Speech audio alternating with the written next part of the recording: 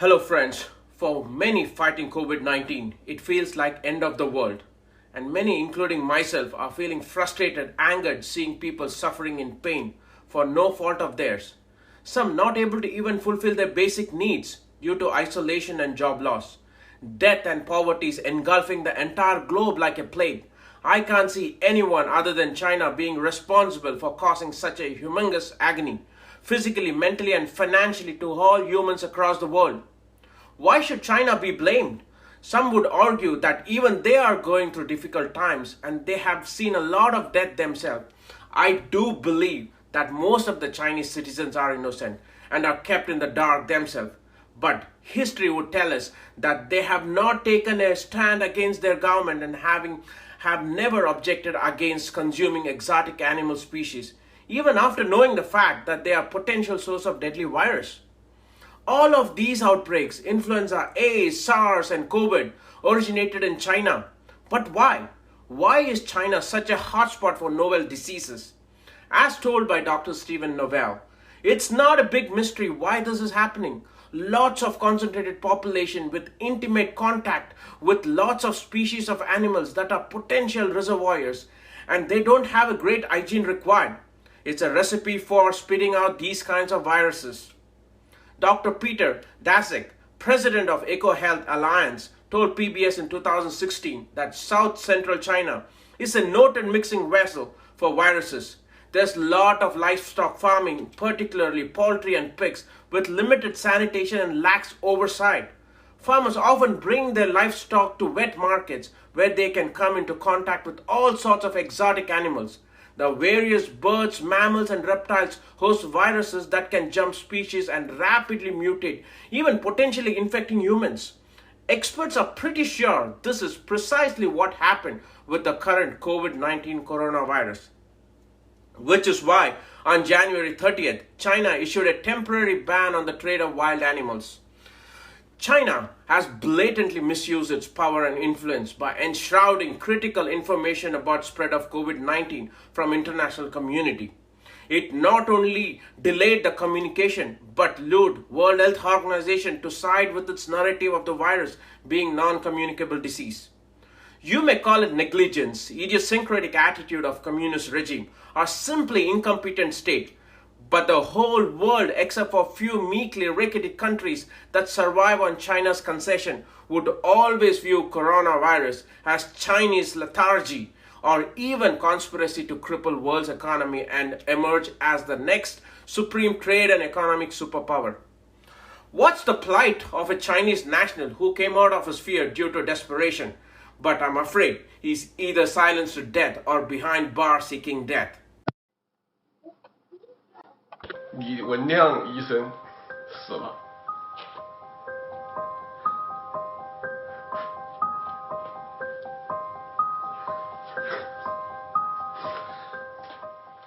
对不起，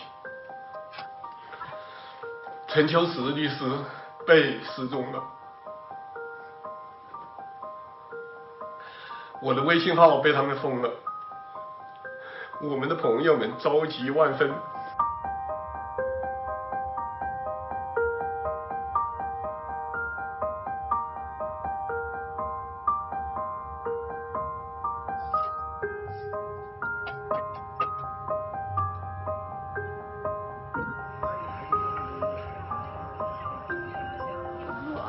都是为了这个。哎呦，好可怜呐！要自己量个血压呀？难受啊，是难受吧？这个已经死了。哎呦，这确定死了吗？大家好，我是方斌，今天是2月1号12点过这几分吧。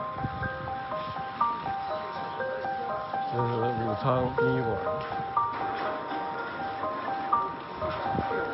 哎呦，死了好多。哎呦，这是死了三个，这4袋装饰袋里面尸体。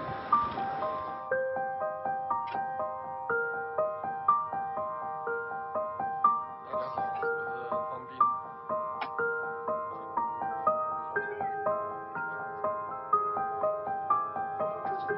这已经少多了，没有前几天。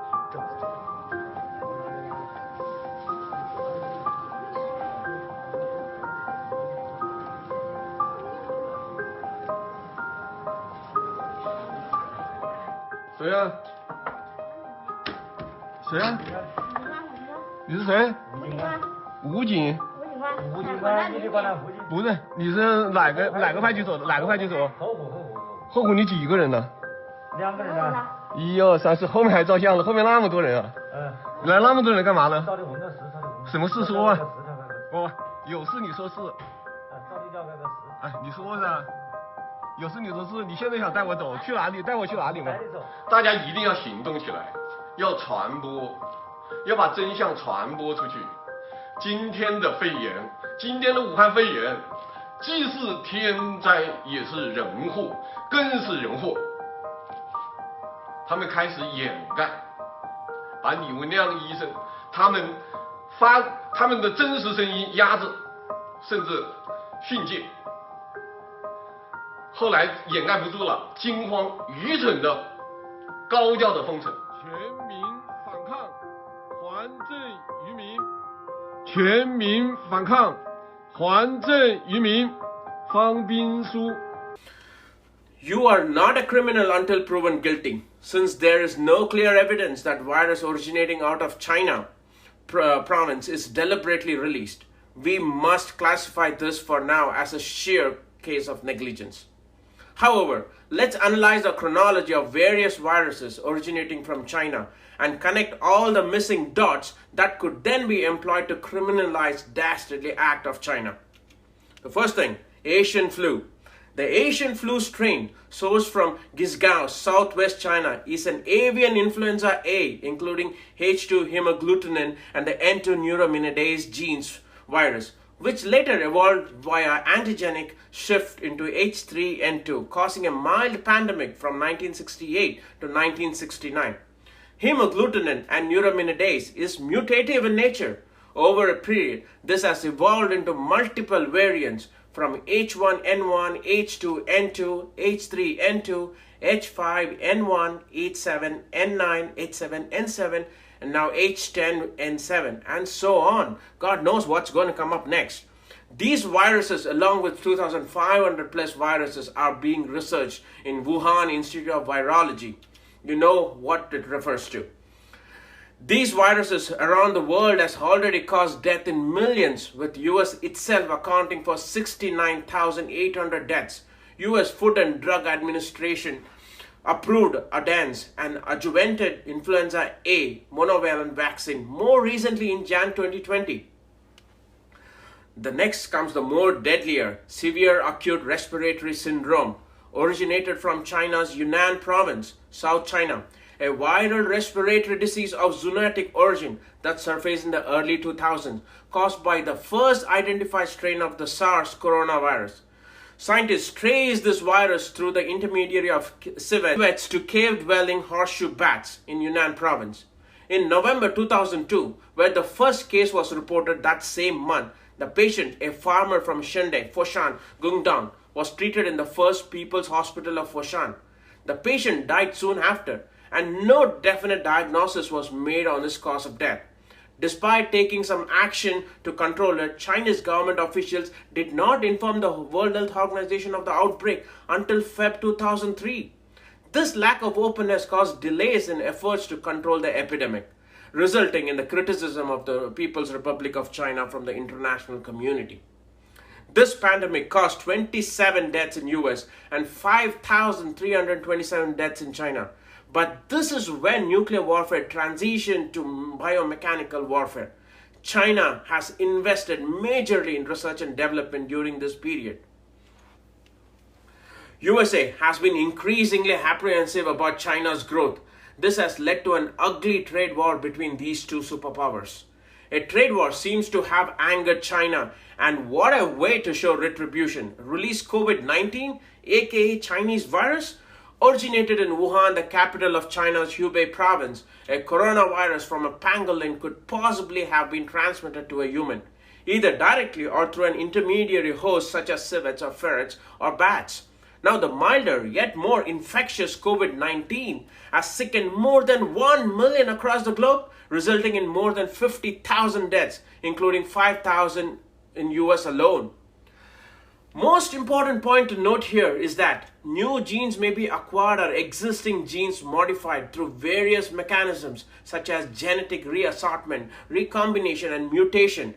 Various Chinese laboratories are actively involved in these genome research. China is also notorious for its misinformation, secrecy, and censorship, which raises the chances that new diseases will fester and spread.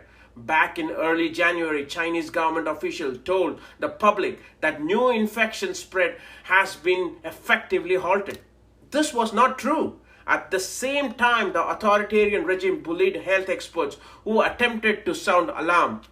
The young Dr. Li Wenliang attempted to warn others about the new coronavirus. He was rewarded with a threatening reprimand by police.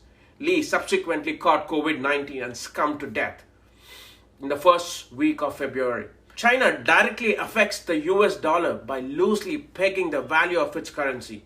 The yuan to the dollar, China's central bank uses a modified version of traditional fixed exchange rate that differs from the floating exchange rates the United States and many other countries use.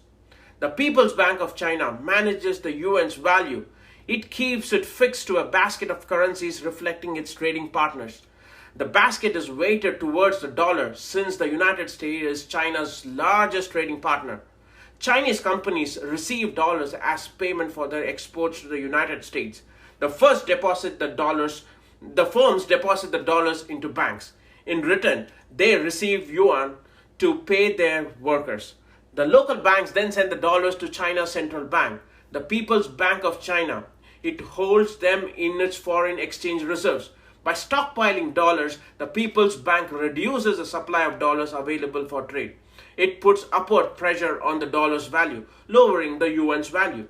China gained a systemic advantage in international trade by using currency manipulation to flood markets with artificially low-priced exports.